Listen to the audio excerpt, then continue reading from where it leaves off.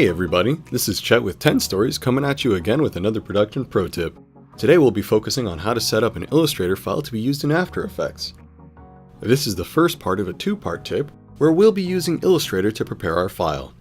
This tutorial will assume you know some basics about Illustrator and we may gloss over some minor details. When making complex animations, it's common to have your assets created in different programs and then imported into After Effects for animation. However, as designers, we may use a workflow that isn't conducive for easy animation. If you're a graphic designer that works with an animator, or if you're an animator who creates your own assets, it's important to know how to set up your files to work best for practical use. So first, let's make sure that our document is set up properly. Under File, Document Color Mode, make sure that RGB color is selected. Illustrator defaults to CMYK for print purposes, but After Effects only uses RGB because it only deals in digital formats. Next, hit Shift-O to check your canvas size. We'll be working in 1080p, so make sure your width is at 1920 and your height is 1080.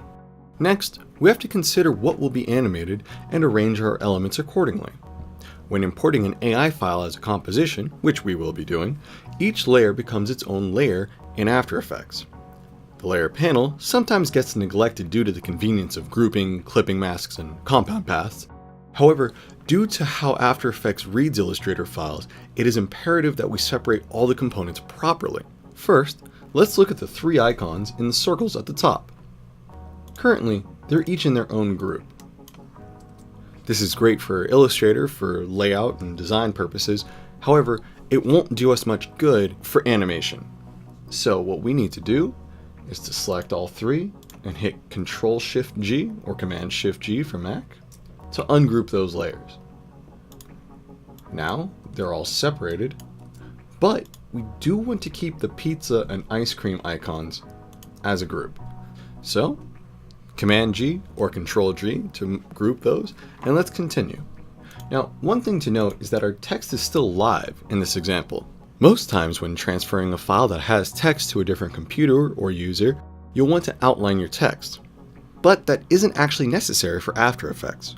There are some edge cases where it is necessary, but unless you know that you'll be creating a shape layer from your text, it's often useful to keep your text live in case you need to update it later. So next, we'll actually split our file into layers. Make sure that your layer is selected in the layer panel, and at the top right of the panel, click Release to Layers Sequence. Here you'll see all of your groups laid out as part of the panel. So select all of your layers except for the background layer, which should be the bottommost layer, and drag that up and out of the original layer.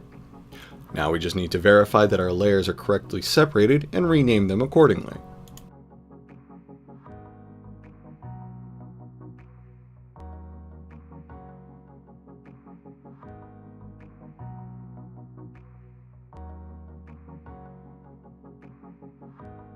I like to save these files as a new file that is specifically intended for After Effects, so let's do that now.